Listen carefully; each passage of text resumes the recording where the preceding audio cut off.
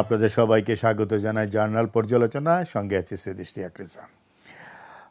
Bank resolution অধ্যাদেশ নিয়ে আরও কথাবার্তা হচ্ছে এবং ইতিমধ্যে অনেকগুলো বিষয় সামনে চলে এসেছে এবং ক্রমেই প্রকাশিত হচ্ছে যে সাবেক গভর্নর হাসান মনসুরের ভুলের কারণেই আজকে এই পরিস্থিতি তৈরি হয়েছে। তাই আমাদের শিরোনাম করেছি হাসান মনসুর যে ভুল করে গেলেন। অন্তর্বর্তীকালীন সরকারের সময় ব্যাংক রেজুলেশন অধ্যাদেশের মাধ্যমে 5টি দুর্বল ব্যাংকে একীভূত করে গঠিত সম্মিলিত ইসলামী ব্যাংকে পুনরায় পুরনো মালিকদের হাতে, বিশেষত এস আলমের কাছে ফিরিয়ে দেওয়া নিয়ে আলোচনা সমালোচনা চলছে। শেখ হাসিনার শাসনামলে এস আলম ব্যাংকিং খাত থেকে প্রায় 1 লক্ষ কোটি টাকা লুট করেছে বলে অভিযোগ আছে। সেই এস আলমকেই যখন ব্যাংকগুলোকে ফিরিয়ে দেওয়ার কথা উঠছে, তখন তো সমালোচনা হবেই, আলোচনাও হবে। কিন্তু সমস্যাটা এত সহজ নয় বা সমাধানও সহজ নয় বলে মনে হচ্ছে। বিষয়টা বেশ গভীরে গিয়ে ভাবতে হবে।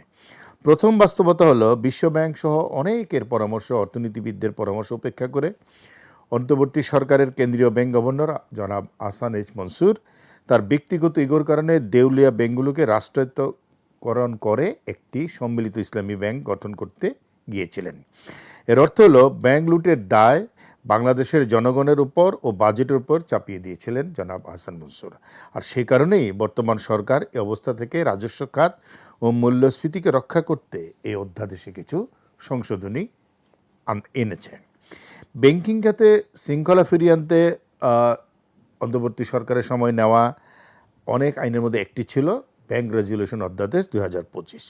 5টি ব্যাংকে একীভূত করে ব্যাংকগুলোকে ধ্বংসের জন্য দায়ী পরিচালকদের কাছ থেকে মালিকানা সরিয়ে দেওয়া। এই 5টা ব্যাংকই দেউলিয়া। ব্যাংকগুলোর net asset value negative, accounting equity শূন্য। অর্থাৎ এই ব্যাংকে একীভূত করে বাংলাদেশের প্রথম সরকার মালিকানাধীন ইসলামী ব্যাংক তৈরি করলেন। তখন তিনি মূলত কিছু দেউলিয়া ব্যাংককে রাষ্ট্রায়ত্ত করলেন। এর মাধ্যমে তিনি লুট হওয়া ব্যাংকগুলোর 75 লাখ আমানতকারের 1,42,000 কোটি টাকা ডিপোজিট পরিশোধের দায় রাষ্ট্রের উপরে চাপিয়ে দিলেন। এটাকেই একটা বড় ভুল হিসাবে এখন দেখা হচ্ছে। এই যে 1,42,00,000 টাকা ডিপোজিটের বিপরীতে রয়েছে 1,93,000 কোটি টাকার ঋণ, যার 90%ই খেলাপি। ফলে এই ঋণ পুনরুদ্ধার না করে এই 1.5 লক্ষ কোটি টাকা পরিশোধ করতে অন্তর্বর্তী সরকারের আমলেই 35,000 কোটি টাকা ছাপাতে হয়েছে এবং ভবিষ্যতেও হয় টাকা ছাপিয়ে নয়তো বাজেট থেকে প্রায় 1 লক্ষ কোটি টাকার বেশি জনগণকে পরিশোধ করতে হবে। তাই ব্যাংক রেজুলেশন অধ্যাদেশ 2025 ছিল একজন ভারসাম্যহীন গভর্নরের সীমাহীন ক্ষমতা প্রদর্শনীর নিদর্শন। বিভিন্ন ব্যাংকের চাঁদায় গড়ে ওঠা আমানত বিমা ট্রাস্ট তহবিল থেকে একটি স্কিমের অধীনে আমানতকারীদের 2 লাখ টাকা পর্যন্ত ফেরত দেওয়া হচ্ছে। এই তহবিল মানুষ ব্যাংকে যে অর্থ রাখে তার উপর ব্যাংক যে ফি রাখে সেখান থেকে কেটে নিয়ে ব্যাংকগুলো বাংলাদেশ ব্যাংকে জমা রাখে। অর্থাৎ এই দেউলিয়া ব্যাংকগুলোর টাকা ফেরত দেওয়ার প্রতিটি টাকা জনগণের কাছ থেকেই কেটে নেওয়া হচ্ছে। অর্থমন্ত্রী সংসদের বক্তব্য অনুসারে এই অর্থ পরিশোধ করতে সরকার ইতিমধ্যে 80,000 কোটি টাকার বেশি পরিশোধ করেছে এবং ভবিষ্যতে আরও 1 লক্ষ টাকা পরিশোধ করতে হবে।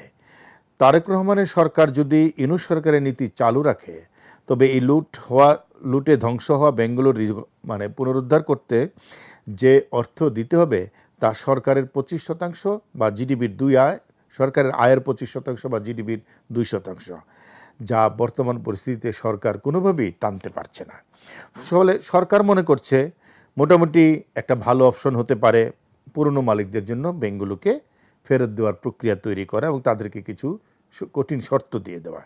এসব শর্ত মেনে কেউ যদি ব্যাংকগুলোকে কিনতে আসে বা নিতে আসে, তবে তাকে রেজুলেশনের ধারা অনুযায়ী সরকার বা বাংলাদেশ ব্যাংকের দেওয়া অর্থের 7.5% পরিশোধ করে বাকি 92.5% অর্থ 2 বছরের মধ্যে 10% সরল সুদসহ ফেরত দিতে হবে। শর্তগুলো বেশ জটিল এবং সেগুলো নিয়ে আমরা আগেই আলোচনা করেছি। এক্সিম ব্যাংকের শেয়ার হোল্ডাররা তাদের ব্যাংকের মালিকানা ফেরত নিতে আগ্রহী হবে বলে মনে হচ্ছে, কারণ মার্জারের সিদ্ধান্তের সময় এক্সিমের যে এনপিএল ছিল 28%, ইকুইটি ঘাটতি 8,000 কোটি টাকা। অর্থাৎ এটা খুব সহজেই পুঁজি সংগ্রহ করে ক্যাপিটাল রেজ করে পূরণ করা সম্ভব ছিল, কিন্তু তবুও এই ব্যাংকটিকেও একীভূতকরণ করার প্রক্রিয়ার মধ্যে ফেলে দেওয়া হয়েছিল এবং সেটা হয়েছিল গভর্নরের ব্যক্তিগত তাগিদেই। কিন্তু এক্সিম, সোশ্যাল ইসলামী ব্যাংক, ফার সিকিউরিটি ইসলামী ব্যাংক, ইউনিয়ন বা গ্লোবাল ইসলামী ব্যাংককে একীভূত করে সম্মিলিত ইসলামী ব্যাংকের নামের প্রতিষ্ঠাতিকে আবার অর্থায়ন করার যে আইন অন্তর্বর্তী সরকার করেছে সেটাকে এখন বোঝা যাচ্ছে এটা ছিল একটা হঠকারিতা। গরিব মানুষের পকেট কেটে মূল্যস্ফীতি বাড়িয়ে জনগণের ব্যাংক অ্যাকাউন্ট থেকে টাকা নিয়ে আরও 1 লক্ষ কোটি টাকা পরিশোধ করার মাধ্যমে শেখ হাসিনার আমলে লুট হওয়া ব্যাংকের ডিপোজিটের বেইল আউটের এই চিন্তাটাই ছিল সবচেয়ে খারাপ ভাবনা, এবং সেটা ভেবেছিলেন কেন্দ্রীয় ব্যাংক গভর্নর। আজকের মতো এই পর্যন্তই। সবাই ভালো থাকবেন।